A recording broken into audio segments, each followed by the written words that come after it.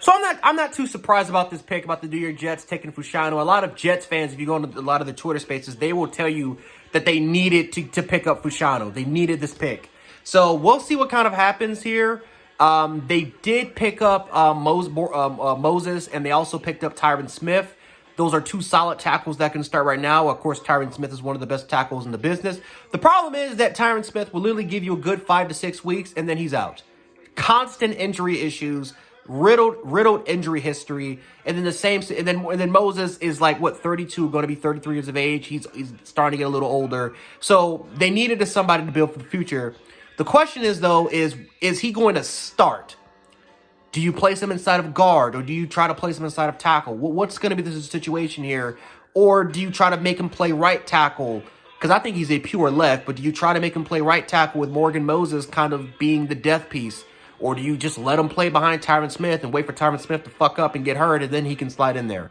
We'll see what happens. But if you're going to pick a player within the top, literally in the first round, you're pretty much, unless it's a quarterback, you're expecting that dude to contribute and start right away. And again, I understand that this could be an investment pick, but last year they did it with Will McDonald when he was pretty much a rotational player instead of being a full-fledged starter. They're expecting Will McDonald to kind of step up this year. But let's be honest, they could have picked up Jackson Smith and Jigba last year. They could have picked him up, and I think they could have picked him up to pair up with Garrett Wilson, and that would have made their receiving room that much better. And you saw what happened as soon as Aaron Rodgers went down, that literally the only passing option was literally Garrett Wilson. That was it. So this is one of those cases and one of those instances where, once again, the Jets kind of miss out on getting a big-name receiver to kind of pair up with Garrett Wilson, because you can't name anybody else. It's literally Garrett Wilson. No, I'll take that back because I forgot. They picked up Williams. They picked up Williams for the LA Chargers. So I'll take that back.